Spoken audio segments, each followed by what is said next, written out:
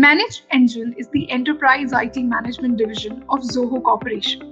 Established and emerging enterprises, including 9 of every 10 Fortune 100 organizations, rely on Managed Engine's real-time IT management tools to ensure optimal performance of their IT infrastructure, including networks, servers, applications, desktops, and more. Managed Engine has office worldwide, including the United States, the United Arab Emirates, the Netherlands, India, Colombia, Mexico, Brazil, Singapore, Japan, China, and Australia, as well as 200 plus global partners to help organizations tightly align their businesses and IT. And today we have with us KS Sreedharan, Director of Compliance at Managed Engine, Zoho Corporation. And today we are going to dive into some interesting discussions. And here's a little brief about KS Sreedharan. He is as I told you, he's the Director of Compliance in Managed Engine. He is also the Data Protection Officer for Zoho. He has about 3 decades of industry experience, 2 of which has been in the IT industry with Edwin Nat and Zoho, the foremost product companies to operate out of Chennai, India. Also, prior to Zoho, he has around 10 years of experience in utility industry, nuclear and gas-based power plants, where he was involved in commissioning and operating of large power plants. He has a B in electronics and communications and MS in software systems. Welcome, Mr. K.S. Sreedharan. It's a pleasure to have you here with us today. Hi, Rangoli. It's a pleasure meeting you as well. So let's start with telling our listeners why it's important to dive deep on data privacy and why India should focus on ethical data usage. Okay, maybe I'll just start with a question. Say now we have started this podcast and then suddenly you get an unsolicited call on your mobile phone. Would you be happy? Not really. Obviously. Yeah, not really, right? So none of us want such infringements in our personal life. So similarly, our customers too do not want their data to be used beyond what they have given the data to us for. And I think this is a fair expectation, and that's why we have the data protection laws. And as an ethical company, I think that we have to respect those rights of the customers, as well as the customers of the customers, that is the data of whom the customers handle, right? So this basically is the reason why it is very important. But what we have to also remember is that the times are changing. And the privacy landscape is now slowly shifting from what you call as regulation-oriented stuff to something which is a key business differentiator. Now, some of the privacy principles like, say, data minimization, storage limitation, purpose limitation, these are helpful in reducing the collection, processing, and storage of unnecessary data. So this can help the resource utilization and also reduce the cost of securing the data. So for all these reasons, so whether you are looking at from a regulation perspective or from the operational perspective, I think India needs to deep dive into data privacy. Okay, well, thank you so much for such a comprehensive answer. And I think that makes me move to my next question today, which is how can IT decentralization help the organization in preventing cyber attacks? Importance of mitigating security issues while companies aim towards advancements and innovation in technology. Okay, so this is kind of an interesting question. I'm glad that you asked this. And then, so if we start with the decentralized structures, they generally provide the organizations with an immense agility and help in faster deployment of new technologies, right? So, but at the same time, with decentralization, it becomes hard to ensure decisions are made in a consistent manner. So there is a trade-off between these two. So how do we then sort this out? So the way in which this can be actually done is by educating and making the workforce completely knowledgeable about security, privacy, and other aspects. Because at the end of the day, it's the layer 8, as we call in the security parlance, which is the most important thing in the security. So all of us know about the layer 7 layers of the networking hierarchy, but on top of it sits the human beings and how they actually operate those systems, whether it is decentralized or centralized, is actually going to determine how well the privacy is going to be. Okay, now maybe I can just give a small example with cricket. So we all know that in cricket, the two important metrics that are tracked are runs and the wickets taken, right? So any other thing that is tracked? Not really, right? Okay, but what is more important is that there is another thing that is actually happening, which in the earlier days of cricket was not given much of importance, which is fielding, right? So I think John T. Rhodes was the first person who actually got a Man of the Match award for being a fielder. Now, if today in today's world, if you the professional cricket, if you see, if you're not a good fielder, but if you're a very good bowler or a batsman, you still cannot get a place in your team. So what I'm trying to really say is that security has become something like the fielding here. So today in your schools and colleges, you have lots of computer curriculum, and you have a lot of kids who know how to program. So what is the key business differentiator for employees who are going to be in the organization? It's going to be security, the knowledge of security. And it's just not related to programming domain. It's about everything, whether it be marketing, sales, support. You all need to have that security bent of mind. And that is the only way the decentralization can really work. Decentralization works when the individual components work very well. Okay, well, that makes me move to our next question for today, which is like how businesses can strategize for consumer data privacy and best practices. Okay.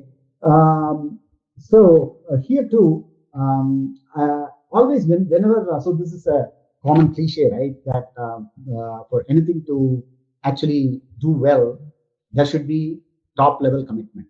So the first and foremost thing is to be the commitment from the senior management towards the data protection. So from that, the organizations then from there they develop their procedures and processes to align with the management goals.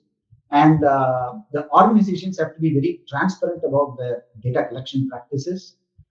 And whenever the data subjects exercise their right to data deletion or information about the data stored in the systems, the organization should have the necessary support structure to handle those requests. And with the aid of the IT and privacy teams, the organizations must categorize the many types of customer information they acquire. They need to decide on and put into practice a strategy for protecting the various types of data. And also important is the AI ML technologies that are being used right now. There are many of those technologies coming up. So which means that how do you use the data that is already collected? And as I said earlier, with a proper understanding of the privacy principles, you can also do a lot of good for your business by doing the principles like data minimization and the purpose limitation. For example, the organization should be very clear as to why they collect the data for, because we keep on collecting data when we actually talk to the customer or when we ask the customer for data, we ask them with a specific purpose in mind. But then within the system, this data gets duplicated and goes into many different places, and then it's used in a way which is much different from what it was originally gathered for, right? These kind of things should be prevented. So with this, I think we can actually strategize a very good data protection plan. Yes, sure, absolutely they can. And I think that that makes me move to like actually manage engines data policies as well. Like, what do you think manage engines take on upcoming data protection bill? Okay, this is a very good question. First of all, as individuals, right? So let's first say there is a need for the data protection bill because privacy is a fundamental right, and so it is necessary to support those rights. So by having a data protection bill, what it really does is that it gives a clarity on the things that needs to be done, right? So in that aspect, data protection bill is very important. But what's more important is that data, as I said to you before, data protection is not just about the regulations anymore. It's also about business, and you are also asking in the context of a business. So seamless data flow is very, very important for business. So if the data gets stagnated in one particular area and if the processing does not happen, then there is a lot of business potential that starts. Even in GDPR, if you see, this is one of the considerations that they have taken while they formulated the bill. So what in today's scenario, when you when you don't have a data protection regime, then it is very difficult to make the data flow from one place to the other place. So recently we have had some extra regulations on cross-border data transfer, and these things will be very detrimental to the free flow of data and thereby the free flow of business. So already there are like countries like Japan where they already have some data protection laws, and Europe has accorded them status in which the information can freely flow through. But to a country like India, that cannot be until we have a data protection law. And apart from that, there is also a talk about what you call as a data embassy. And of course, this is still being discussed, I suppose, by the government. And this is actually going to be a game changer for the businesses in India, because this way, the data that is being processed by in India, but of a different country, will enjoy a different embassy kind of a protection, which means that it will not be the data protection laws and data protection requirements of India will not be at loggerheads with that of the other country. So I think with all these things, I feel that data protection laws are important for India to take us into the next step as far as the IT industry growth is concerned. Well, absolutely, Mr. Sreedharan, and I think that, like, yeah, we would definitely agree to it, and that actually makes me move to the next question, which is like, how companies need to integrate physical and cybersecurity intelligence. So, so how actually, companies can use this physical and cybersecurity intelligence to understand and pre-identify potential threats. Okay, that's a good question. Actually, physical security and cyber security, these fields itself actually evolved as silos, right? So these are two different areas. And of late, because of the advancements in the technology and with more of IoT and with CCTV cameras, widespread usage of them, and use of technology even for access control and stuff like that, there is slowly a kind of synergy between these two places.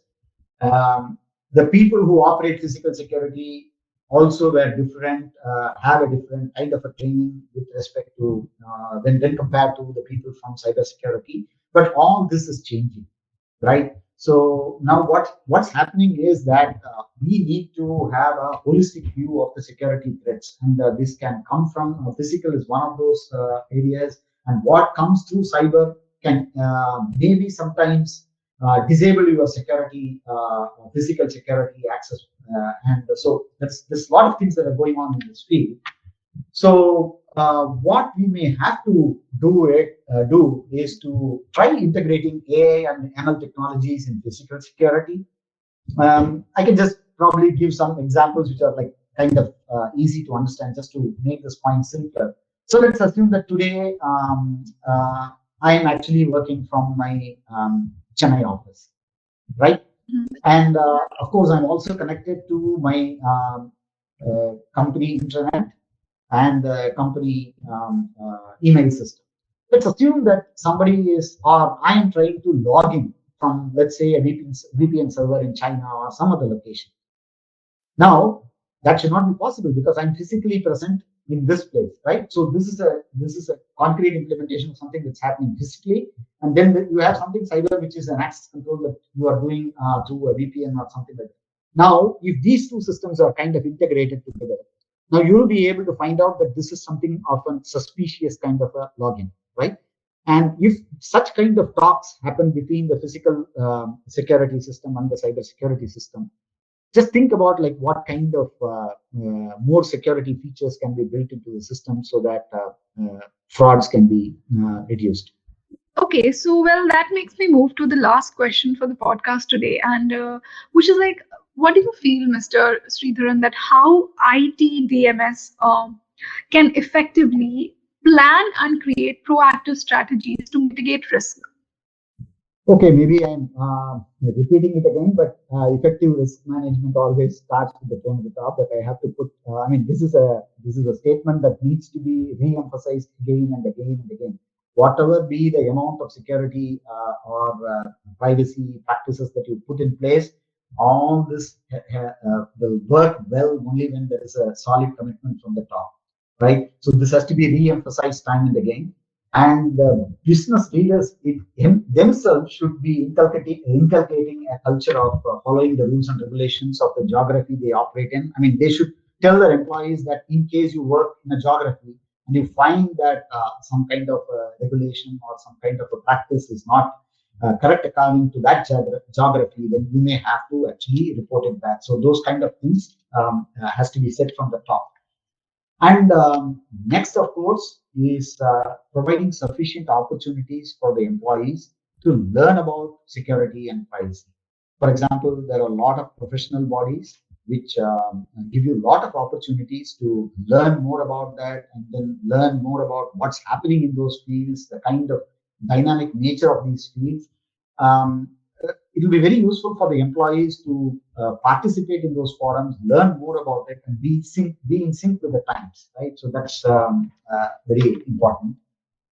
And I also think that going back to this example of the fielding that I was talking about earlier, though there will be a dedicated team, you call us this central security team or the privacy team or the compliance team, basically the GRC functions, right?